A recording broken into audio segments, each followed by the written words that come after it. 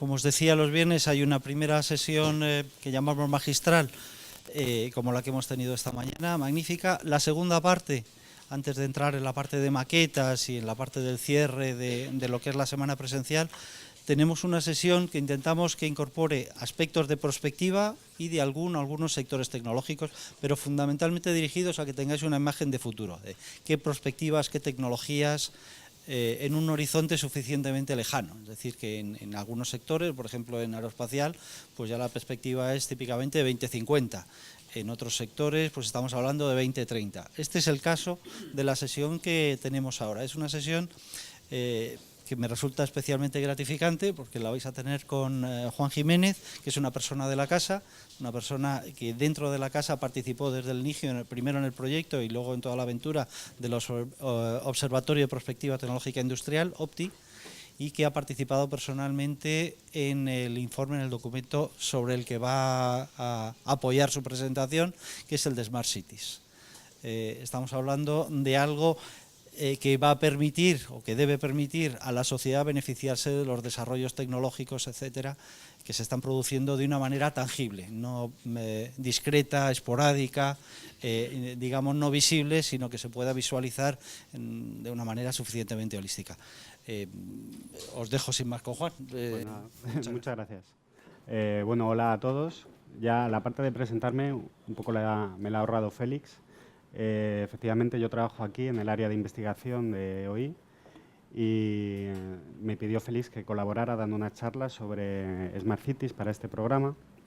Cuando me pasó vuestros perfiles profesionales y empecé a ver ingeniero de telecomunicaciones, ingeniero informático, dije, madre mía, ¿de qué le voy a hablar a esta gente? ¿De qué tecnologías le voy a hablar si seguramente las conocen mejor que yo?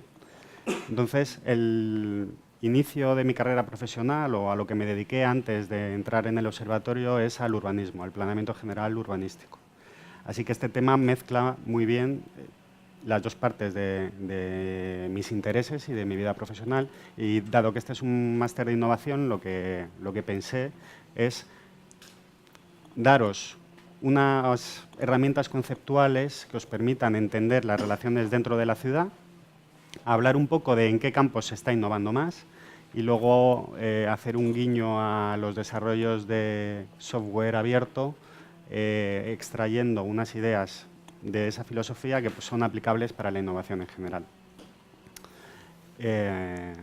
Sin más dilación, nos tenemos que remontar un poco en el tiempo para rastrear el origen de las ciudades, que en su esencia no ha cambiado mucho en miles de años. Quizá la primera ciudad de la que hay restos es Jericó, que se piensa que hubo asentamientos hace más de 10.000 años, pero bueno, la era de las ciudades está muy relacionada con la era de la agricultura. Una cosa no hubiera podido suceder sin la otra. Daros cuenta que el paso de la vida, de la manera de vivir de los cazadores-recolectores al asentamiento tuvo muchas implicaciones culturales y tecnológicas también. Pensad que los cazadores-recolectores dedicaban todo su tiempo prácticamente a la subsistencia, a conseguir comida, a fabricarse ropa, a fabricarse herramientas, y más o menos eran personas que tendían a ser autosuficientes todas. En el momento en que, con el desarrollo de la agricultura, podemos establecernos en un sitio, todo esto cambia. El ser humano por primera vez empieza a conseguir excedentes de su trabajo. Estos excedentes le permiten especializarse en hacer cosas. Ya no es todo el mundo un alfarero mediocre, sino que podemos tener a una persona especializada en hacer cosas de barro o en hacer cosas de cuero, mejora la calidad de los productos, y hay gente que descubre una cosa también desconocida anteriormente, que es el tiempo libre. Tener tiempo libre para pensar, para dedicarse al arte, para dedicarse a la filosofía. La humanidad da un salto cualitativo muy importante en ese momento. Las ciudades se construyen como evolución de este asentamiento. Fundamentalmente tienen dos usos: ser un lugar de encuentro para intercambiar mercancías y una utilidad defensiva también, para proteger esos excedentes que vamos consiguiendo de la gente que sigue viviendo como nómada y que puede querer quitarnos estos excedentes de comida. Entonces, cuando las primeras ciudades empiezan a comerciar entre sí, es necesario seguir la pista a las mercancías, saber cuánto ha salido, cuánto ha llegado, cuánto se ha pagado por ellas, y se supone que esta motivación es lo que dio origen a la escritura, en primer lugar. Y la escritura supone otro cambio radical, supone poder dejar constancia escrita de la memoria, de los descubrimientos, de las técnicas y pasarlas a la siguiente generación. Nos hemos liberado, en cierto modo, de la biología y pasamos a habitar un mundo que es más simbólico. La escritura es lo que permite, o lo que permitió fundamentalmente, que la vida de las generaciones de los hijos fuera sustancialmente distinta que la de los padres y permite un progreso porque se va construyendo. Ya no es necesario repetir los mismos errores ni inventar las mismas cosas. Así que, ¿qué rasgos pensáis que pueden caracterizar una ciudad? ¿Qué puede hacer que sea distinto Lima, que Barcelona, que Madrid, que Shanghái? Si tuvierais que hacer una ficha con los atributos de ciudad, ¿qué cosas se os ocurren que podrían formar parte de eso? El clima es una cosa, aunque no depende de ella. La orografía. Densidad de población, muy bien. La riqueza que haya. Todos estos campos son campos de actividad. O sea, si nos ponemos la gorra de la innovación, podemos hacer cosas en relación con todos ellos. Yo os he pintado un pequeño modelo, no es exhaustivo porque al final elegimos las dimensiones que nos interesan según lo que queramos hacer, pero la ciudad no es una cosa que flote en el espacio, la ciudad tiene una relación en primer lugar con el territorio, una relación muy íntima con él. No es lo mismo que la ciudad esté en la costa o que esté en una montaña o que esté en un llano. Es muy importante si la ciudad es accesible o inaccesible.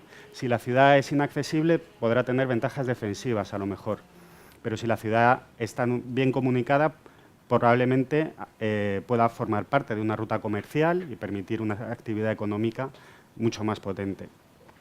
El contexto cultural, que es la identidad, el patrimonio, la herencia histórica, todo lo que hemos heredado de las generaciones anteriores que viven allí, por supuesto el idioma, la religión, el contexto socioeconómico que habéis mencionado también.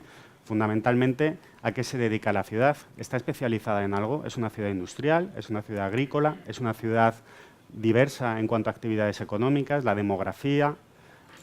¿Hay talento en la ciudad? ¿Es una ciudad creativa? Por supuesto, si las condiciones sanitarias y higiénicas son buenas. Pensad en cualquier ciudad del mundo. Yo creo que la podéis caracterizar teniendo en cuenta estos atributos de una manera muy sencilla. Y luego hay un ámbito que también afecta a la actividad, que es el ámbito normativo. Pues hay leyes que se encargan de defender, de proteger el medio ambiente, que regulan la convivencia de las personas que viven en la ciudad, que regulan cómo son los intercambios de suelo, los intercambios de propiedad. Todas estas cosas forman un contexto en el que se inserta la ciudad y que hace que todas sean diferentes entre sí. Este es el top 10 de ciudades del mundo por habitantes. Estos listados de población siempre son un poco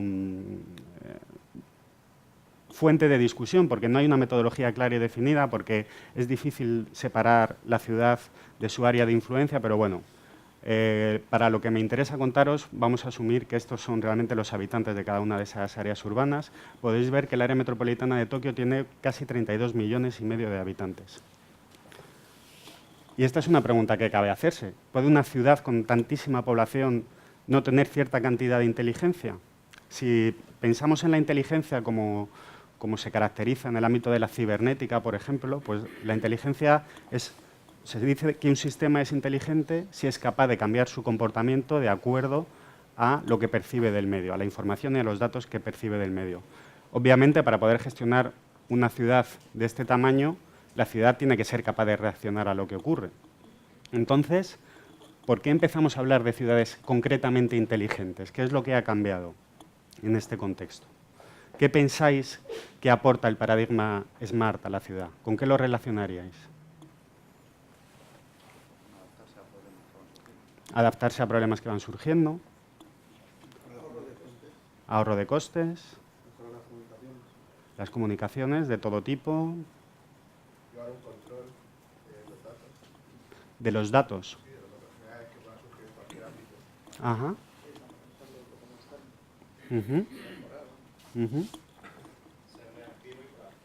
Ser reactivo y proactivo, muy buena esa. Esta es la definición que propone AENOR. es lo bastante larga como para que me permitáis leerla en lugar de memorizarla. Dice que una ciudad inteligente es la visión holística de la ciudad que aplica las TIC, concretamente, para la mejora de la calidad de vida y la accesibilidad de sus habitantes, asegura un desarrollo sostenible económico, social y ambiental en mejora permanente. Una ciudad inteligente permite a los ciudadanos interactuar con ella de forma multidisciplinar y se adapta en tiempo real a sus necesidades, de forma eficiente en calidad y costes, ofreciendo datos abiertos, soluciones y servicios orientados a los ciudadanos para resolver los efectos del crecimiento de las ciudades en ámbitos públicos y privados a través de la integración innovadora de infraestructuras con sistemas de gestión inteligente.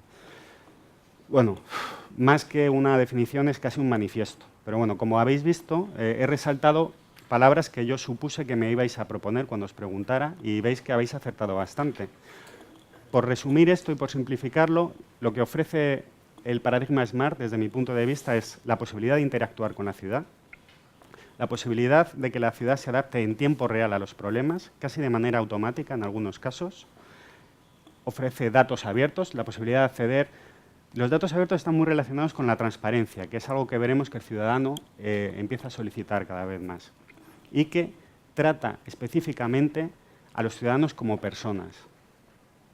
Ha cambiado el centro de gravedad y el ciudadano ha conseguido muchísima más relevancia en este modelo. Se podría decir que todo gira en torno a él. Entonces, esto nos puede llevar a una definición más del ciudadano, más manejable, en la que tengamos en cuenta lo que nos interesa. Nos da igual la tecnología, nos da igual la eficiencia. Yo lo que quiero es que la ciudad sea un lugar amigable en el que yo pueda desarrollar mi actividad, en el que yo pueda encontrar un trabajo, en el que yo tenga una sanidad, una seguridad, en el que pueda educar a mis hijos, en el que pueda hacer ejercicio, seguir una vida sana, dar satisfacción a mis necesidades estéticas, es decir, todo lo que todos queremos hacer en la ciudad y sin dejar a nadie fuera. La cuestión de la accesibilidad y de la ciudad para todos y de la inclusividad y la integración es otro de los rasgos que definen la ciudad inteligente. Y pensando más en términos tecnológicos, dos conceptos clave. La ciudad como plataforma tecnológica, hay quien habla incluso del sistema operativo ciudad, y del ciudadano como elemento estructurante. No solo en lo social, sino también como generador de datos, como generador de información activo o pasivo, con mis sensores que yo llevo conmigo, mi teléfono móvil, o activo, porque todos ahora somos generadores de contenidos, todos tenemos a nuestra disposición una cámara de fotos. Cuando yo era pequeño recuerdo que la cámara en casa era una especie de objeto sagrado al que no había que acercarse porque era muy difícil manejarla, no tenía ni autoenfoque, siempre era lo de no toques la cámara. Y ahora cualquiera tiene en su bolsillo una cámara mucho mejor que la mía y no solo es capaz de hacer las fotos, sino de ponerla a disposición de los demás.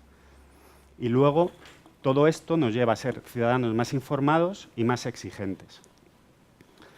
Vamos a ver qué agentes intervienen en la ciudad, cómo se relacionan entre ellos y rápidamente vais a entender que hay intereses diferentes dentro de la ciudad.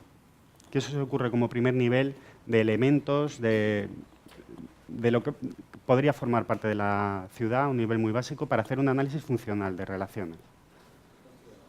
Los ciudadanos es fundamental. Los servicios públicos, el transporte, las administraciones, que son los que gestionan. Bueno, más o menos los habéis dicho todos. Una cosa que vamos a ver a lo largo de toda la charla es que existe una dialéctica entre la manera convencional de gestionar la ciudad, que es desde arriba hacia abajo, muy desde el diseño, desde la gente con conocimientos técnicos o con una visión política, que son los que deciden prácticamente cómo va a articularse la ciudad y qué cosas están bien, qué cosas están mal o cómo deberían funcionar, y un movimiento emergente de abajo hacia arriba en el que los ciudadanos reclamamos más protagonismo. Bueno, fundamentalmente hablo de colectivos y de asociaciones también porque las personas que tenemos intereses comunes nos agrupamos. Me da igual si es un colectivo de personas que proceden del Sáhara o es un colectivo de taxistas. Son grupos también de interés que hay que considerarlos a un nivel distinto al del simple ciudadano. Normalmente todo se coordina desde aquí, desde los administradores, que son los que se encargan de satisfacer las necesidades que necesitan estos agentes. Los agentes interactúan entre ellos, pero para su funcionamiento necesitan fundamentalmente materia y energía. que hay que traer a la ciudad porque normalmente no están aquí. Y entonces aparece otro tipo de entes, que son los suministradores de la ciudad. Por supuesto, hay interrelación entre ellos a todos los niveles. Las empresas de utilities nos dan electricidad personalmente a todos los ciudadanos, pero las condiciones del servicio dependen de los administradores, normalmente vía normativa. Tenemos consultoras que ofrecen sus servicios a los administradores, empresas que suministran los vehículos que todos utilizamos, empresas constructoras, empresas tecnológicas. Todos estos agentes conviven fundamentalmente en un espacio físico, que es el espacio que normalmente relacionamos con la ciudad, pero existe también un espacio intangible que los une a todos, un espacio de información. Ese espacio de información es la cultura, es la identidad, es la tradición, son estas cosas que vimos en el diagrama anterior.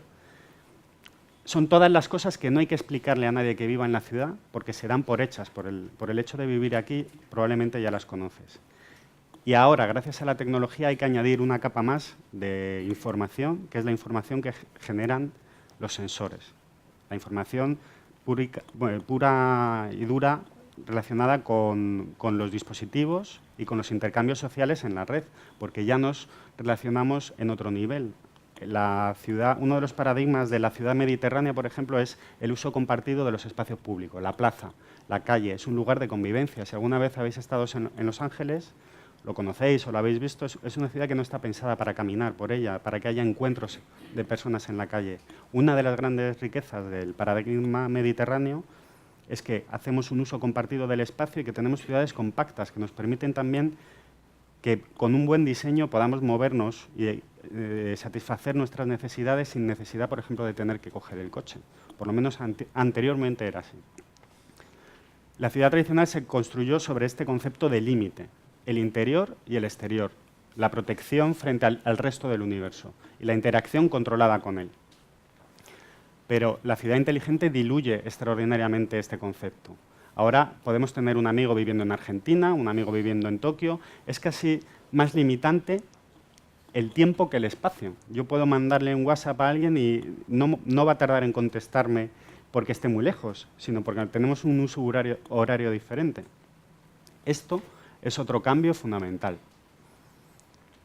Que todos estos límites se han diluido y las interacciones económicas, las interacciones sociales, culturales, todos podemos ver ahora vídeos de gatitos en lugares de Tokio que nunca hubiéramos conocido y vivimos la multiculturalidad como algo normal a través de las redes sociales o a través de Internet o a través de las historias que leemos porque hay gente que cuenta su experiencia.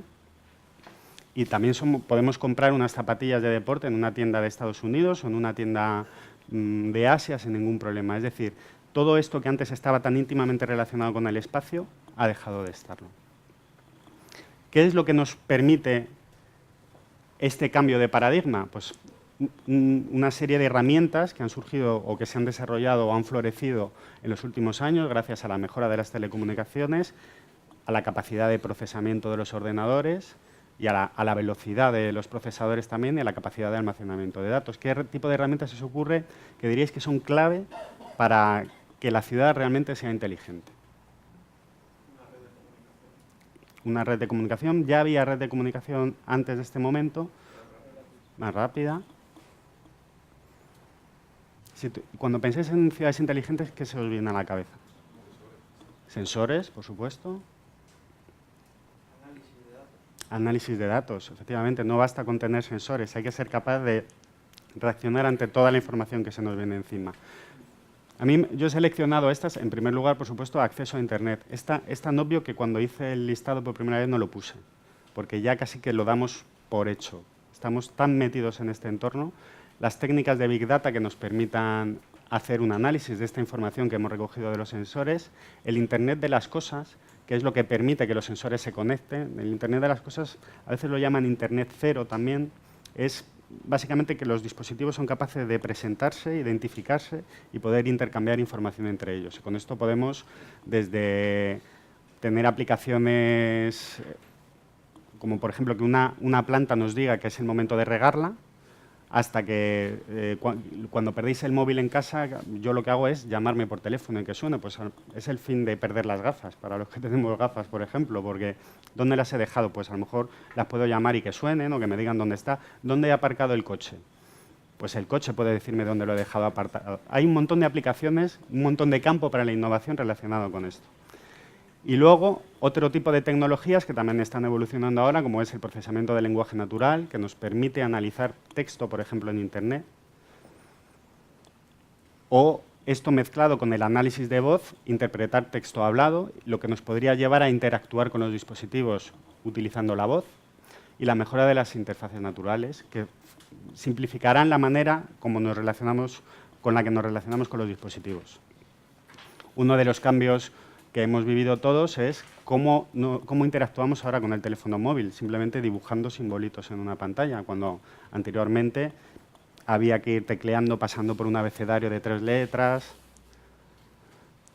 Cuando hablamos de Big Data siempre se habla de estas 3 Vs que me imagino que conocéis de sobra, de lo que es el volumen, la variedad y la velocidad. Hablamos de data warehouse, almacenamiento masivo de datos, hablamos de técnicas de paralelizado, de los algoritmos o las técnicas de MapReduce, de Hadoop, de las bases de datos no estructuradas, MongoDB, todo esto. Y también se añaden a estas Vs la veracidad y el valor, que es cómo reconozco entre toda esta maraña de datos los que son verdaderos de los que son falsos, y no únicamente por una cuestión de fraude, sino porque dentro de falso entran también los datos que ya están desactualizados. O sea, entendemos que son datos como muertos o que no tienen valor, que es el siguiente punto, que es cómo identifico lo que yo necesito, lo que a mí me es útil en un análisis determinado. Vamos a hablar un poquito de ellas, pero esta es la parte que yo creo que vosotros conocéis más que de sobra. Internet de las cosas. Lo que quizá no conozcáis son las cifras de evolución, la explosión que hay de dispositivos conectados en el mundo. Ya hay más dispositivos conectados que personas. Gartner, que es una de las consultoras tecnológicas más importantes, dice que para 2020 entre 27.000 y 30.000 millones de dispositivos estarán conectados en red. Tened en cuenta que somos 6.000 millones de personas. Tened en cuenta también que todo el contenido que hay ahora mismo en Internet, el 99%, lo hemos generado seres humanos. Lo ha escrito alguien, lo ha fotografiado alguien, lo ha etiquetado alguien, lo ha grabado alguien. Internet de las cosas nos va a permitir que de repente los objetos empiecen a generar información con la que todos podremos interactuar. Ese es otro cambio muy importante. El procesamiento del lenguaje natural fundamentalmente tiene aplicaciones de interacción con los dispositivos, pues eso, mediante la voz, y tiene aplicaciones en marketing muy interesantes, por ejemplo, o en política. Cómo está reaccionando la gente ante una propuesta o ante un producto que yo estoy lanzando al mercado. Y el desarrollo de las interfaces naturales, que nos va a permitir interactuar de otra manera más sencilla, como hemos comentado antes. Quizá lo que más os pueda sonar de esto últimamente es Kinect, que cambió la manera de jugar a los videojuegos. Y se han hecho muchas aplicaciones hackeando Kinect y utilizándola para aplicaciones de inteligencia ambiental, de Smart Home. También leyendo los impulsos cerebrales. Lo que pasa, me he encontrado que en la charla anterior justo se han hablado de este tema, pero se pueden utilizar para gestionar dispositivos. En este punto os quería poner un vídeo.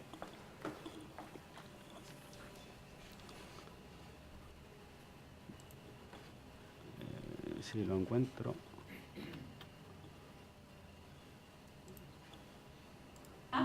Que ya no va a ser sorpresa. With headbands like the NeuroSky MindWave Mobile, we're now able to monitor our own brainwaves and have fun in the process. I came to NeuroSky headquarters here in San Jose, California to learn more about my brain and how it functions. Greg, how did you develop this mobile device that's able to monitor brainwaves without all those uncomfortable suction cups? We derive our technology from the medical world, from EEG technology, which is electroencephalograph. The technology itself is harmless. It's a passive reading device. All it does is listen to your brainwaves through the electrical signals. Now, what was your main focus when you guys were working on this? We narrowed it down to two. One is the health and wellness area, stress management, pain management, cognitive disorder therapies. And the other is in the entertainment market, toys, like video games. Now, do you guys have anything here that I can try out? Yeah, we have a game called Thrill Trucks with Your Mind, and we can set you up right here. Products like the NeuroSky mobile Mindwave are in their infancy, but as we see developers step forward to build on top of this technology, all sorts of new products will emerge. So I've used other headsets for gaming before, but something tells me this is a little bit different. This is one better. This headset will read your brainwaves. And so in this game, you have the superpower to throw different objects with just the power of your mind. There's throwing, lifting, super jumps, negating, pulling. These different superpowers are tied to different mental, emotional states. So do you just use controls to do this? Because Well, what do I use my mind for? You still move around the world with traditional first-person shooter controls, but the only way to manipulate any of the objects is through mental powers. Let's both turn our power to lift, and we can both try to lift this cart together. I'm gonna pull it. Okay. Traitor. Ow! Throwing trucks is really cool to see this working in a virtual environment, but I would love to see something more tangible. I mean, what is this little helicopter here? So this is the Puzzlebox Orbit, and this was a Kickstarter collaboration with Puzzlebox and NeuroSky, and what it is a helicopter that you can float with the power of your mind. I mean, how does that work? Do you just think, oh, I want this to go higher? The Mindwave mobile headset reads your brainwaves, and then it transmits those brainwaves via Bluetooth to your mobile device. The mobile device then sends an infrared signal to the helicopter. As I'm thinking these things, this will change? All that information will change in real time, and everything is just tracked and controlled. It's almost like magic. The real question is, can I please try this? Oh, most definitely. So it looks like we have enough room on here that I won't break anything. So can you demonstrate it first, and then I'll give it a shot? By concentrating enough, I'll be able to drive up the height of this helicopter. There it goes! It was amazing. Do you think I'm ready to try it? I think you are. Okay. So let me give you the headset. Put it around your ear, like that. And then we lower the arm, like that. There we go. All right. Then I'm going to Great. connect and start to read your brainwaves. Just think about one single idea.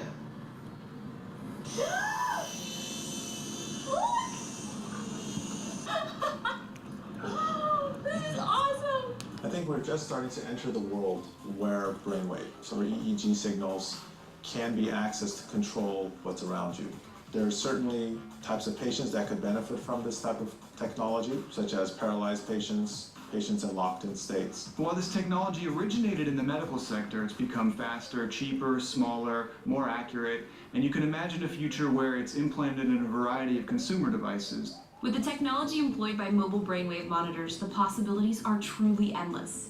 But with these possibilities come the question of access. I just want to make sure that no one else is reading my mind but me.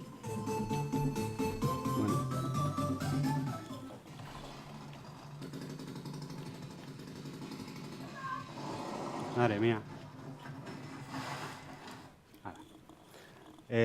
Ya habíais hablado de esto en la charla anterior, así que no os descubro nada nuevo, pero como podéis imaginar, se puede aplicar a infinidad de cosas. Pensad en las personas mayores, los que tengáis familia mayor, que tienen dificultades de movilidad o están en situación de dependencia. Esto puede devolverles por lo menos la posibilidad de interactuar con todo tipo de objetos y tener aplicaciones en el mundo del ocio infinitas. Bueno, la clave de todo esto aplicado a la ciudad es que las actividades que antes eran físicas somos capaces de digitalizarlas. Y cuando digitalizamos algo, cuando lo pasamos a ceros y unos, ganamos un poder enorme sobre todo ello, porque los ceros y unos los manejamos muy bien y sabemos muy bien trabajar con ellos y hacer que interactúen. Normalmente se habla de la ciudad a través de lo que se llaman verticales de gestión, ¿no? Que son los distintos servicios que hay que cumplir para que hay que satisfacer o hay que ofrecer para satisfacer las necesidades de la gente. En todos estos, la tecnología lleva años entrando. No es que de repente nos hemos despertado y hemos decidido que vamos a ser smart. El agua se tecnifica para mejorar la eficiencia, controlar que no haya pérdidas en la red, detectar las averías en tiempo real, Tenemos tecnología para intentar cerrar el ciclo del agua lo más posible, reutilizarla, ser más eficientes, más sostenibles. Todas estas son palabras que estaban relacionadas con la definición de Smart City. La movilidad es un elemento clave. ¿Cuánto tiempo se pierde en los atascos? Que es tiempo realmente perdido, que va en contra de nuestra salud, que contamina, que llena el aire de partículas que son nocivas. La gestión de los residuos es clave también, la mejora de la eficiencia, el reciclado, la reutilización, los problemas con la energía, los servicios de comunicaciones o de tecnologías de la sociedad de la información, la seguridad, que es un elemento clave también. Ahora mismo, posiblemente la ciudad más segura del mundo sea Londres, que es al mismo tiempo la ciudad más monitorizada y con mayor número de cámaras. Se cuentan por cientos de miles, pero realmente no se sabe el número total de cámaras que hay vigilando Londres. Y esto tiene unas consecuencias derivadas relacionadas con nuestra privacidad, con nuestros derechos civiles, que también hay que gestionar. O la gestión de los espacios públicos. Lo que sucede es que estas tecnologías que antes se aplicaban para resolver problemas muy concretos dentro de estos verticales, al ser digitales, podemos llevarlas a través de este sistema operativo de ciudad a una plataforma en la que todas puedan interactuar. De esta manera, por ejemplo, si yo soy el gestor del tráfico, puedo recibir información de que ha habido una avería de agua y que me va a afectar al tráfico. Es decir, departamentos que antes eran estancos, ahora se comunican entre sí. Y todos con ellos. Es decir, podemos llevar la información, los datos abiertos, para mejorar la gestión de los administradores. Imaginaos un panel de control, un panel de mando donde tengas todas las dimensiones que te interese controlar de la ciudad monitorizadas en tiempo real, alertas que te avisen de que algo está sucediendo. Los propios gestores de los servicios también van a ser capaces de mejorar su eficiencia y hay que conseguir que sean aliados en esta transformación y que liberen sus datos y los pongan a disposición de los demás y, por supuesto, los ciudadanos.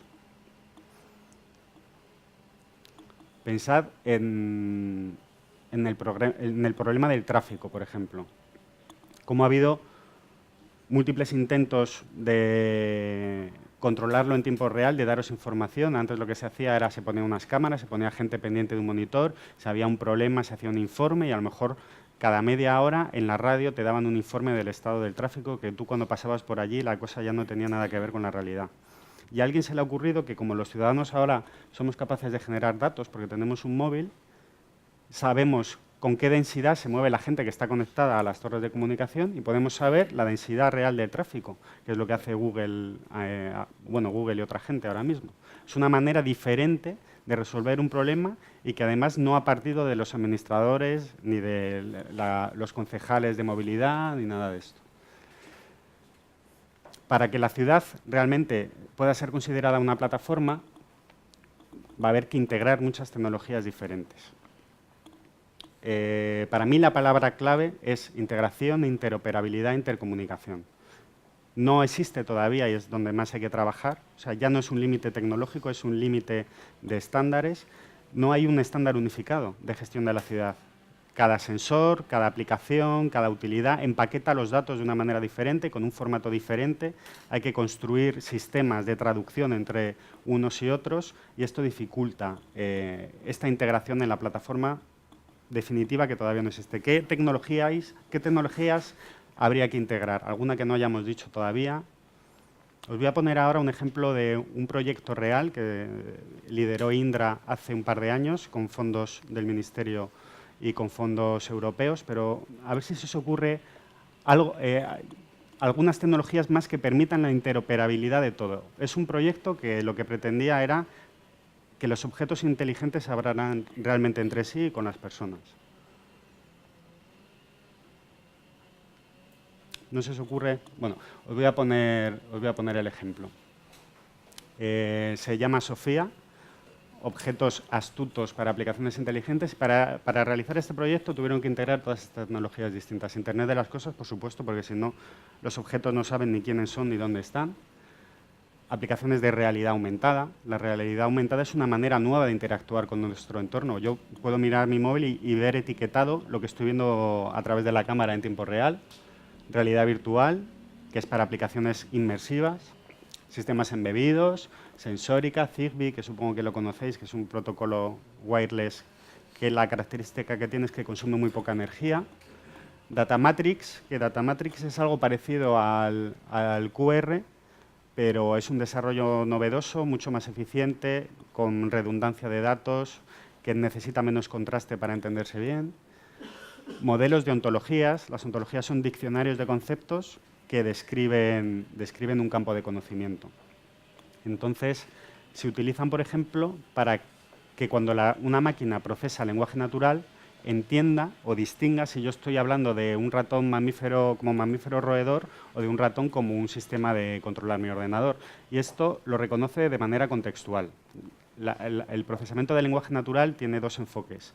Uno a través de ontologías, que es entender el contexto, y uno a través del análisis funcional del lenguaje, donde entiende la relación que hay entre las palabras, qué es un verbo, qué es un sustantivo, qué es el sujeto o el predicado de una frase y establece automáticamente relaciones entre ellos. Y luego la identificación por redes de baja frecuencia. Os he colocado también, por si queréis ampliar información sobre el estudio. Vamos a hablar ahora de energía como uno de los campos donde más se está innovando también, que va a tener mucho impacto.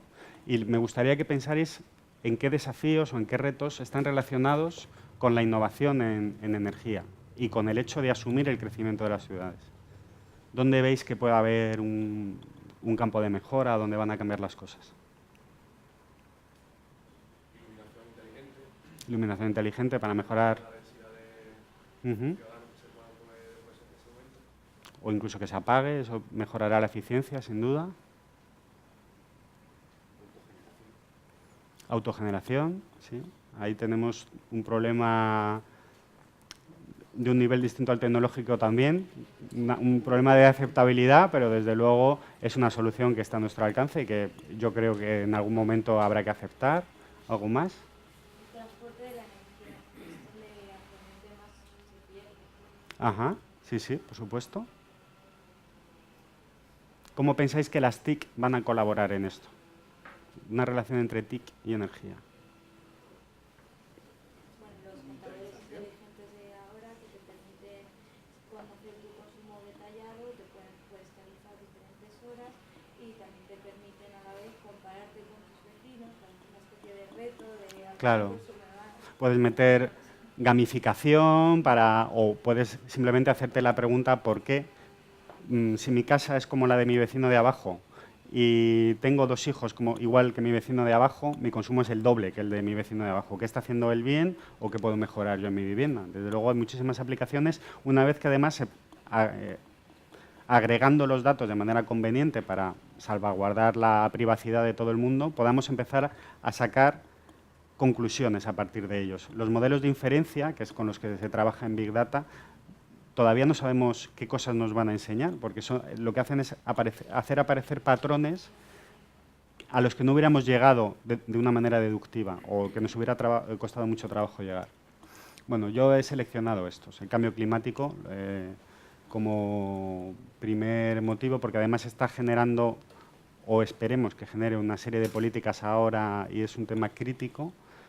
El equilibrio de la curva de demanda, las mejoras de eficiencia que habéis mencionado, la dependencia energética que tiene España.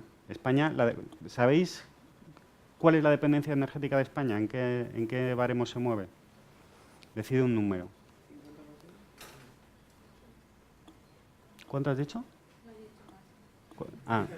Pues entre el 80 y el 85. Es evidente que hay que tomar algún tipo de medidas. La cuestión de la gestión de la energía es muy compleja. Tienes que tener en cuenta muchos parámetros de ingeniería eléctrica. Yo creo que todo el mundo es consciente de eso. La forma de la topología de la red es importante, pero aquí tenemos unas ciertas ventajas geográficas que deberíamos aprovechar también o que por lo menos están a nuestra disposición. Luego ya veremos el uso que hacemos de ellas. Pero en horas de sol y en calidad de viento, la verdad es que estamos bien servidos. Y un problema, otra vez, la dimensión social del ciudadano, de las personas. Que haya energía para todos, que todo el mundo tenga acceso a la energía. Bueno, vamos a ver alguna de estas cosas. Frente al cambio climático, pues decir que ahora mismo no es un debate. Hay un consenso científico en que se está produciendo el cambio climático, hay distintos escenarios de proyección y donde están las dudas es en las horquillas de incertidumbre asociadas a cada uno de estos escenarios. Hay una variación natural del clima, hay una variación del clima en respuesta a otras cosas que suceden, porque el sistema, la Tierra es un sistema homeostático, tiende hacia el equilibrio, a menos que se superen unos límites a partir de los cuales ya no hay manera de recuperarlo, pero bueno, todavía no hemos llegado a ese punto, afortunadamente. Y luego la franja verde es la incertidumbre que hay alrededor de qué influencia real están teniendo las emisiones de gases de efecto invernadero antropogénicas. Perdón. Una manera muy gráfica de verlo es con la pérdida del casquete polar. Esto hay que distinguir muy bien entre clima y tiempo. El clima es una tendencia a largo plazo, el tiempo atmosférico es algo que yo puedo medir de manera puntual. Una cosa es una tendencia estadística y otra cosa es una medición puntual. Alguien podría decir que esto fue un verano extraño, y la verdad es que hacer referencias a momentos puntuales en el tiempo cuando se habla de clima siempre es muy peligroso. Pero la magnitud de la diferencia que hay de casquete polar es tan enorme que sí que parece evidente que se ha perdido, sobre todo porque no ha vuelto a recuperarse desde ese momento una cantidad así. Se calcula que 3/4 partes del casquete polar se han perdido ya, porque no es solo la superficie que se ve en la imagen, sino también la densidad de las capas de hielo que ya hay. Además, este fenómeno cobra impulso. Por ejemplo, en Groenlandia, que es una de las regiones que tiene más glaciares del planeta, el hecho de que se deshiele la capa de hielo, se generan unos ríos subterráneos que empieza a fluir el agua en la capa de contacto entre el glaciar y el suelo, y esto lubrifica y hace que los glaciares se muevan más rápido todavía. Entonces, hay efectos a favor y efectos en contra que se acumulan. Por eso también es difícil hablar de clima. Pero lo que está claro es que lo que pasa en el Ártico no se queda en el Ártico. Esto no es como Las Vegas. Aquí los cambios nos van a afectar a todos. Los cambios de pocos grados de temperatura van a afectar a nuestra actividad comercial. España es un país turístico. España es un país donde hay mucha agricultura. La desertificación es un problema y va a afectar a nuestra actividad económica, queramos o no. En cuanto a la generación distribuida, esto tiene que ver con lo que comentaba Esther antes. Este gráfico representa la demanda de energía en España. Y las zonas de generación. Este es el balance entre las dos. ¿Alguien ve de un vistazo de dónde están Madrid y Barcelona en este mapa? Es una auténtica pasada, vamos. O sea, tiene consecuencias a todos los niveles. Otra zona de mucho consumo es Valencia, pero cerca de Valencia hay generación, por eso en el balance no se nota tanto. Pero esto tiene efectos a todos los niveles, tiene efectos sobre el territorio. Hay zonas que van a tener un problema si se quieren industrializar, porque no van a tener a lo mejor suministro. O zonas donde convendría poner generación intermedia entre los puntos donde se produce electricidad y los puntos donde se consume. Por eso, racionalizar la oferta es uno de los desafíos claves relacionados con la energía de aquí al futuro. Este es el siguiente. Este gráfico es una curva de demanda. Es una curva de demanda de energía diaria. Lo que se ve claramente es que en las horas de por la noche baja extraordinariamente la demanda de energía, mientras que a lo largo del día, bueno, se produce un techo de demanda. Pero todo el sistema eléctrico tiene que estar dimensionado para dar respuesta a esto. Y en estos momentos no se está aprovechando la energía. Una solución que se lleva aplicando muchos años es, por ejemplo, en los embalses se utilizan las horas de valle de la energía para turbinar de nuevo el agua al nivel superior y poderla, o sea, bombear el agua al nivel superior y poderla turbinar al día siguiente y volver a obtener energía. Es una manera de acumular, porque sabéis que el problema fundamental de la energía es que se almacena muy mal. Hay campo para la innovación en cuanto a las baterías y vamos, el que invente la batería supereficiente probablemente gane el premio Nobel, porque es uno de los retos fundamentales que tenemos ahora mismo. Entonces, ¿cómo hacemos para laminar esta curva? Pues, por ejemplo, una de las cosas que parece que van a ser clave para esto es el vehículo eléctrico, la posibilidad de poder cargarlo por la noche, aprovechando estas horas valle para que esta curva no sea tan pronunciada. Energía para todos. La cuestión de la pobreza energética es algo de lo que no habíamos oído hablar hace 2 años y ahora está en los medios de comunicación. Ha aumentado extraordinariamente. En este momento Es el entorno del 10% de la población de lo que estamos hablando que tiene problemas para satisfacer sus necesidades. Se manejan distintos indicadores, como veis ahí, ha habido una evolución, pero estamos comparándonos con la Europa de los 27. Hay muchos países que han entrado recientemente que vienen de una situación peor que la nuestra, que son los que modifican esta media, pero el dato de los 4,3 millones en 2012 es terrorífico. Y es un problema tan importante que la Unión Europea ha tomado medidas para paliarlo. Fundamentalmente, dentro de los criterios de eficiencia energética hay que incluir criterios sociales.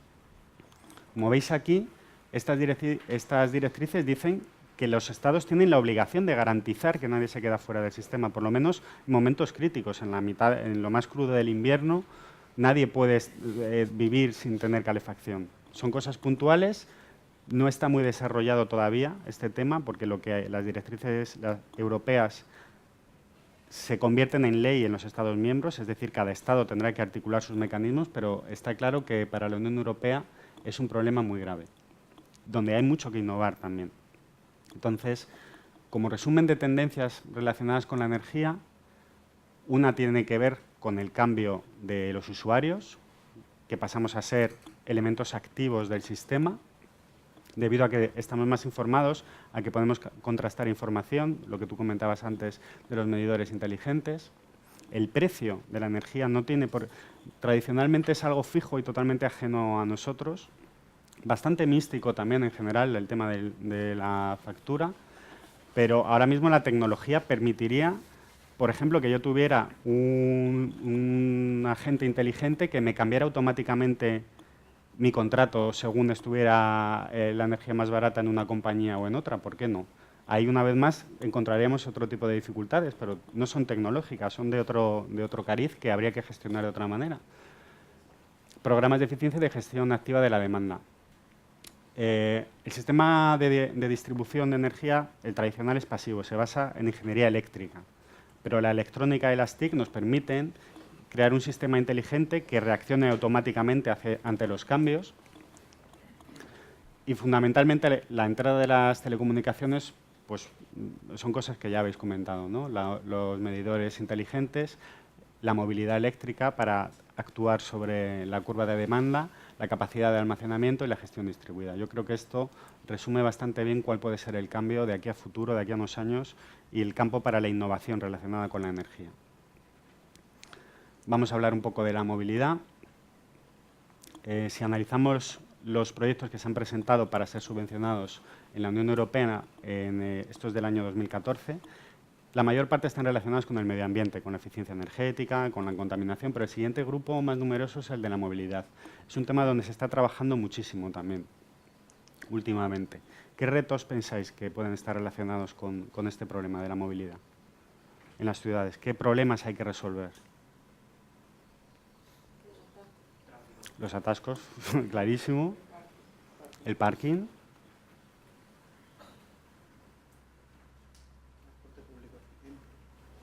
Mejorar la eficiencia de todos los transportes en general. ¿Así alguna cosa más se os ocurre?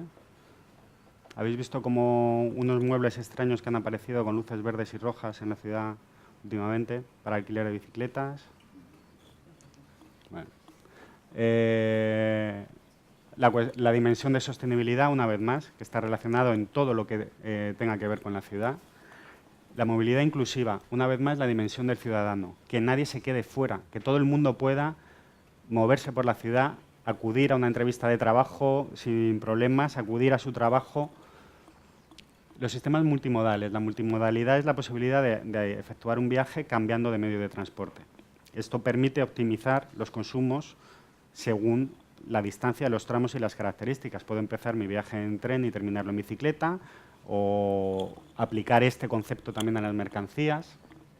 Las alternativas de movilidad no motorizada, que desde luego emiten menos gases contaminantes, porque la bicicleta únicamente tiene la huella de carbono de la fabricación del objeto, desde luego no del uso. Los problemas de congestión y la contaminación. Una cosa que mucha gente no sabe es que la mayor parte de las partículas en suspensión que hay en la ciudad y que contaminan la ciudad vienen del desgaste de los frenos y de los neumáticos, lo cual los relaciona directamente ya con la cuestión de la fluidez y de los atascos, una vez más. Entonces, desde la movilidad, lo que se está buscando son sistemas más limpios, ¿no? A través de regulaciones, de introducir el vehículo eléctrico que permite mejorar la eficiencia. Daros cuenta que, ¿sabéis cuál es el rendimiento de un motor de combustión? De 30, del 35%. El rendimiento de un motor eléctrico, de más del 90%. Entonces, estamos uniendo que somos capaces de producir con mayor eficiencia en la central, porque ahí controlamos el régimen en el que trabajamos perfectamente. Que somos capaces de almacenar energía y de ayudar a trabajar con la curva de demanda que hemos visto antes. Y que además luego el rendimiento, la recuperación de energía desde ese motor es tremendamente eficiente, pues se ve que es un campo claro de desarrollo, independientemente de cómo se haya hecho, si estamos de acuerdo o no estamos de acuerdo, si se podría haber hecho de otra forma, que el vehículo eléctrico es fundamental y va a ser una herramienta fundamental de la ciudad. Yo creo que no hay mucho espacio para la discusión. La mejora del aparcamiento con aparcamientos robotizados. Se contamina mucho en la gestión interna del aparcamiento y además hay soluciones de apilar, por ejemplo, 2 plazas de garaje una encima de otra en la calle, mejorar la capacidad y, desde luego, la mejor manera de mejorar el tráfico es que no se utilice el coche, que se utilicen otras alternativas. A lo mejor muchos desplazamientos que hacemos en coche los podríamos hacer en moto o en bicicleta o andando. Esto tiene mucho que ver con el diseño urbano. Afortunadamente, hasta hace unos años por lo menos, en España el diseño de ciudad mediterránea, como os he comentado antes, permitía una alta compacidad, un gran número de habitantes por metro cuadrado, lo que hace que podíamos satisfacer nuestras necesidades en nuestro barrio. No hacía falta coger el coche y irse a un centro comercial. Eso es más la situación propia de Estados Unidos, que es un país donde la gasolina es muy barata, la urbanización es muy extensiva, pero hay que volver a modelos de compacidad urbana, porque son mucho más eficientes. Imaginad lo que es un sistema de alcantarillado para 20 hectáreas de terreno donde hay vivienda unifamiliar, frente a poder gestionar con un tubo un edificio entero que concentra la misma cantidad de familias en un rascacielos, por ejemplo. Toda la gestión de la red, los recursos, es mucho más óptimo en las concentraciones urbanas. Luego, asumir que algo de movilidad motorizada tiene que haber, sobre todo entre ciudades, pero intraciudad hay otras soluciones que están apareciendo, como el carpooling, que son renuncio a la propiedad de mi vehículo y lo que hago es que alquilo de una flota móvil, que suele ser eléctrica además, de manera que hago accesible la movilidad eléctrica a todos los ciudadanos, o compartir el coche, el caso de Uber, que todos conocéis, o otras alternativas que nos permitan compartir gastos de gasolina para un viaje, bueno, lo que se os ocurra. El campo de la logística es otro que genera muchos problemas en la ciudad. Como os podéis imaginar, la carga y descarga es un problema que todos hemos tenido que sufrir alguna vez. Esto es un problema histórico. La primera referencia que hay a los problemas de abastecimiento en la ciudad es de Julio César, que prohibió que los carros de mercancías circularan por Roma de día, obligando a que todo ese reparto de mercancías se tuviera que hacer de noche, y que hoy no hemos resuelto todavía. Hay soluciones de multimodalidad relacionadas con lo que llaman la última milla, que es con un empaquetado adecuado, pues puedo empezar mi viaje en un contenedor que llega en barco a un puerto, del que sale en tren. Los contenedores de barco y tren son estándar y se pueden acoplar a camiones que son compatibles con ellos. Utilizo una furgoneta para llegar al último punto de barrio y el reparto final lo puedo hacer en bicicleta o con un vehículo eléctrico. Es decir, utilizar las ventajas de la multimodalidad para ser más eficientes, sobre todo diseñando los flujos también de reparto. Una empresa que ha tratado de romper esto en el último año, la conocéis todos, me imagino, un paradigma que rompería esto, claro, el reparto con dron. Imaginaos lo que sería eso para la ciudad, todo un enjambre de drones por encima, llevando todos nuestros paquetes en lugar de furgonetas. Imaginad también el impacto que estas innovaciones disruptivas tienen sobre los modelos tradicionales de negocio, que es otra barrera para su implantación. Uber se ha tenido que ir porque chocaba directamente con un colectivo, uno de los colectivos que vimos antes, que es especialmente fuerte en la ciudad. Y veremos a ver cuánto dura esta situación, porque me cuesta trabajo imaginar que no exista algo parecido a Uber dentro de 20 años. Una cosa de la que no hemos hablado y que no parece directamente relacionada con la movilidad, pero ¿os imagináis no tener que salir de casa para tener objetos físicos, ni que nadie nos lo tuviera que traer? La impresión 3D es una de las tecnologías con más potencial disruptivo que hay ahora mismo. Se están utilizando, hay coches impresos ya en 3D. La está utilizando la industria aeronáutica. La industria médica estaba sustituyendo la tradicional escayola por estructuras impresas que se adaptan perfectamente y que además son porosas, transpiran, no tienes que meter un bolígrafo para rascarte porque funciona perfectamente. Se están utilizando como base para crear encima células y poder hacer órganos que luego trasplantar.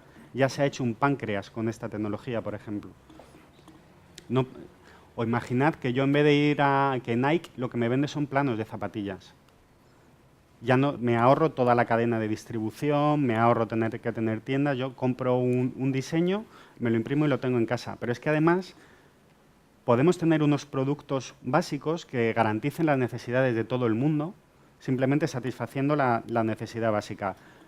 Diseños de zapatos open source que alguien se pueda bajar de internet, imprimirse unas zapatillas básicas. No serán las más bonitas del mundo ni las mejor diseñadas, o bueno, o quizás sí, pero no compiten directamente con la gama alta de los zapatos, pero a la gente que no tiene capacidad de cubrir esa necesidad, le das por lo menos se la cubres a un nivel muy básico. Y esto me permite enlazar con la penúltima parte, que es la de las personas. Como veis, el incremento de población y la migración hacia la ciudad es una tendencia clave también, detectada desde hace mucho tiempo. Actualmente ya viven más personas en la ciudad que en el campo y, como veis, para 2040 pues hay una estimación de que el 65% de la población mundial estará viviendo en ciudades ya. Lo cual genera también unos desequilibrios en el territorio. Sí. Simplemente una curiosidad, ahí con estos números que tienes en cuenta como ciudad, grandes urbes o donde llamas campo. Claro, lo que tienes en cuenta es una agregación de ciudadanos en el mismo territorio con una cierta densidad. O sea, hay que redefinir también el concepto de ciudad para poder dar respuesta a esto, pero está muy relacionado también con la forma de vida. Y los problemas que plantea sobre el territorio tienen que ver muy directamente con el medio ambiente. Un monte que no se trabaja es un monte que tiene facilidad para arder. El abandono de amplias superficies de territorio dentro del país son problemas que hay que enfrentar y que también hay que aprender a gestionar de alguna manera. Vuelvo a preguntar, ¿qué creéis, qué posibles consecuencias pensáis que tiene la afluencia de gente a las ciudades? ¿De gente de tu país o de otro país que venga a vivir aquí? En todo, en consumo, transportes, servicios, infraestructuras que no aguanten todo lo que viene. En positivo, ¿qué se te ocurre, en cambio? En positivo, por ejemplo, atendiendo a Big Data, datos más fiables, más cantidad de datos. Más cantidad de datos, sí. Más ideas, esa es muy importante, más ideas. Más variación dentro de la cultura. Bueno, culturas diferentes a integrar y de las que aprender también, nuevos idiomas que va a haber que aprender. O sea, no sé si conocéis a alguien que trabaja en el mundo sanitario y cuando se da la circunstancia de que viene una persona con la que nadie en el hospital es capaz de comunicarse, pues obviamente dificulta enormemente la tarea, pues no hay traductores de chino o de somalí en los hospitales. Bueno, a lo mejor en algunos sí, pero... Creo que tienen un teléfono para un traductor central. Claro, tienes que buscar una solución ahora mismo alternativa. Me imagino que estarán organizados entre ellos a lo mejor y entonces tienen una persona que se encarga de hacer de intermediaria. Nuevas mayorías. Hablamos hace un momento de por qué no entró Uber o por qué ha tenido que irse Uber. Mayorías de todo tipo, en relación con nuevos intereses. Y a lo mejor vemos que algo que tradicionalmente no nos interesaba, de repente se ha vuelto muy relevante y al revés, algo a lo que tradicionalmente le dábamos importancia va perdiendo interés. Y nuevas necesidades creadas alrededor de esto. Y sobre todo alrededor de la necesidad de integrarlo todo. Los agentes, de los que ya hablábamos al principio, aquí os los pongo con distintas, evidenciando las distintas necesidades o los distintos intereses que tienen entre ellos. Algunas veces están alineados y otras veces hay un conflicto de intereses. La administración le interesa la eficiencia, en el presupuesto que maneja, sobre todo, le interesa que el ciudadano esté contento, porque son puestos electos, entonces la gente tiene que optar por ellos. Les preocupa el desempleo, la seguridad y ser capaces de poner en marcha sus políticas, es decir, la financiación. Al ciudadano le interesa, bueno, la participación, como hemos dicho, cada vez más, la inclusión, también la seguridad, por supuesto, tener un empleo, poder responder a sus necesidades sociosanitarias, y los proveedores se mueven por una motivación básica, que es rentabilizar sus inversiones. En muchos casos son inversiones muy potentes. Imaginaos lo que es poner en marcha una planta eléctrica o fabricar un tren para el metro. Problemas de financiación, que la gente les elija a ellos, la fidelización de sus clientes, el posicionamiento de su marca. Todo esto hay que armonizarlo de alguna manera, y todo esto se gestiona en el plano físico y en el plano de la información, los dos que os comenté al principio. Lo que reclaman los ciudadanos fundamentalmente es más participación, y las TIC lo permiten. Las TIC permiten además visibilizar lo que antes no existía, porque la gestión de la información estaba mediatizada. Había alguien que decidía lo que era importante y entonces se hacía un documental o se hablaba de ello en el telediario, pero ahora se ha democratizado enormemente la posibilidad de generar contenidos, de ver algo que no te gusta o que te parece injusto, documentarlo y compartirlo, y al contrario, de ver cosas que te parezcan artísticas o positivas y ponerlas también a disposición de los demás sin necesidad de ese intermediario. Esto es otro campo para la innovación también. Y el cambio ya tiene estas características. Una ciudad pensada para los ciudadanos, como hemos visto desde las directrices europeas, facilitar la relación del ciudadano con su administración, facilitar la capacidad de influir en la toma de decisiones, y Open Data, que se relaciona mucho con la transparencia también, con saber cómo se está gestionando lo que se esté gestionando y poder extraer conclusiones. Cuando podamos aplicar o empecemos a aplicar Big Data sobre los históricos de presupuesto, por ejemplo, empezaremos a ver o podremos empezar a ver cosas muy interesantes. Y esto es un guiño, es para hablar concretamente de innovación, es un guiño un poco a muchos de vosotros por el perfil que tenéis, que se basa en un libro de Eric Raymond. ¿Conocéis quién es este señor?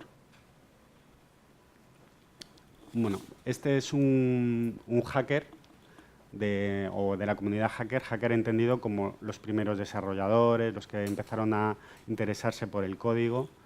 Ha sido desarrollador de Linux y escribió un libro hablando de las dos filosofías de desarrollo de software, o de dos de las filosofías de desarrollo de software, que se llama la catedral y el bazar, como representantes de esos dos paradigmas de desarrollo. La catedral representa el desarrollo vertical, jerárquico, una vez más esta tensión entre los sistemas de arriba abajo y los sistemas de abajo arriba, en el que un equipo de desarrolladores fabrican un producto, lo lanzan al mercado y lo usas o no lo usas, te gusta o no te gusta, pero no tienes posibilidad de ver lo que hay dentro. Incluso si liberan el código, si publican el código, no lo liberan con la intención de que tú puedas trabajar con él. Y este paradigma pues, se ve más representado en lo que puede ser el mundo del software libre, del Linux, al contrario, ser transparentes, enseñarles a los demás lo que estoy haciendo y utilizarles como personas que testean la validez de mi desarrollo o que me aportan soluciones mejores. Entonces, este libro que escribió lo podéis encontrar aquí, en este enlace. Y cuando yo leí el libro me di cuenta de que muchos de los consejos que da para desarrolladores de software, porque él lo que cuenta es su experiencia de desarrollo de un cliente de correo que se llama FetchMail, son directamente aplicables al mundo de la innovación. Los hackers son un grupo cultural que tiene características propias, entre ellas la curiosidad y el prestigio que otorga el conocimiento y el reconocimiento de los pares. No hablaría de fama, sino de sentirte reconocido por alguien que sabes que tiene capacidad técnica o a quien tú valoras como para reconocer tu trabajo. Entonces, he cogido algunas de estas enseñanzas que él recoge en su libro y las he adaptado para el campo de la innovación. En primer lugar, si queréis poner en marcha un proyecto personal o un proyecto en el trabajo o en cualquier ámbito, la motivación es fundamental. Y la mejor motivación viene de resolver un problema que os afecte directamente. Si queréis innovar, ya os digo, en cualquier ámbito, pensad en algo que os moleste, en algo que os irrite, en algo que os gustaría que funcionara de otra manera. Esa primera semilla os va a dar el impulso para mantener el enfoque puesto en el proyecto y para seguir adelante. O sea, estoy seguro de que todos tenéis algunas ideas. Aquí hacéis talleres de innovación, ¿no? ¿Habéis presentado ya los proyectos? Hoy los presentáis. Entonces, bueno, no os voy a preguntar para que no desveléis vuestros secretos, pero me imagino que en el momento que todos habéis elegido qué queréis hacer, ¿no? No es algo que se os haya propuesto dentro de un campo. No, ¿verdad? En el proceso de elegir, de plantearte, bueno, ¿qué hago yo? Seguramente muchos habéis pasado por esta fase. De, bueno, ¿qué podría hacer que mejorara lo que ya hay? Innovar está muy bien, pero inventar la rueda continuamente es una pérdida de tiempo y de esfuerzo. Y hay muchísimas soluciones que se pueden integrar y que ya funcionan bien, que luego ya veremos si podemos modificarlas o no, pero partir de lo que han hecho otros es fundamental. Porque en general la entropía luchar contra la entropía ya es una lucha lo bastante dura como para desgastarse en cosas que podríamos evitar. La actitud es fundamental. Esto sí que es un rasgo de la cultura hacker, pero creo que para cualquier emprendedor es lo mismo. Tener la mente abierta en todo momento para, si a ti no se te ha ocurrido un problema previamente en el que trabajar, detectar rápidamente otro. Los problemas, las cosas a resolver, las cosas a mejorar vienen a ti si tienes los ojos abiertos. Fundamental. Y dentro del paradigma del que estamos hablando, si tú cambias tu manera de pensar de tus usuarios o de tus clientes y los integras conceptualmente dentro del diseño de tu producto, sobre todo en las fases tempranas, en las fases de conceptualización, tienes la mitad de la batalla ganada. Es la manera más rápida de mejorar, porque ellos te van a decir lo que les viene bien o lo que les viene mal. Y os van a ahorrar un gasto de tiempo y de energía enorme. Imaginaros que yo invento unas gafas inteligentes que puedo meterle realidad aumentada y grabar vídeos y grabar voz y que la gente no se las pone porque pesan mucho o porque te hacen parecer idiota. Pues testear esto cuanto antes es clave. Esto sí está más relacionado con el software, porque obviamente en el mundo industrial no puedes estar sacando producto todo el rato, pero sí que es una idea que se puede trasladar a la fase de prototipado y de poner a prueba, aunque sea con un grupo reducido, las nuevas ideas que va teniendo. Hay un concepto, el concepto de Living Labs, ¿lo conocéis? Laboratorios vivientes. Bueno, es montar un entorno donde los usuarios están probando tu producto. Es parecido a lo que hace IKEA con sus tiendas, que tú vas probando todos los muebles, vas probando todos los sofás, pues sería algo así, pero si estuviera en la fábrica, en la etapa en la que ellos están diseñando el mobiliario. Metes usuarios totalmente normales, información específica, gente de la calle, bueno, se hace una selección de personas para que sea una selección homogénea según tu target final, y los pones a probar directamente y tomas notas de cuáles van siendo sus reacciones. Esto es muy interesante. Tú eres uno, pero tus usuarios son muchos. Ellos pueden tener la idea que a ti no se te hubiera ocurrido nunca, porque tú vienes ya condicionado por las etapas iniciales del proyecto. Pero ellos pueden tener una inspiración de, bueno, ¿y por qué no le ponemos una tapa? O ¿y por qué no le quitamos una tapa? Y ya te ha cambiado el producto totalmente. Hay que asumir que muchas veces la solución, no estamos dando con la solución del problema porque no lo hemos conceptualizado bien y hay que empezar de nuevo. Imaginaos que sois el alcalde de Madrid y queréis dar un sistema de información de tráfico, el ejemplo que os he puesto antes. El enfoque tradicional es totalmente ineficiente. Para poder tener información en tiempo real tendríamos que hacer un despliegue de personas y de material enorme. Cuando a alguien se le ocurrió que simplemente asumiendo que todos tenemos un sensor encima, la solución es casi trivial, si lo pensáis. Y luego, para resolver un problema interesante, si vosotros tenéis la motivación de dejar algo detrás de vosotros, de que se pueda decir que vuestro equipo, vuestra empresa, vosotros habéis hecho algo bueno por los demás, tratad de encontrar un problema interesante, un problema que os llene a vosotros. Y esto es todo. Yo con esto termino. Muchas gracias.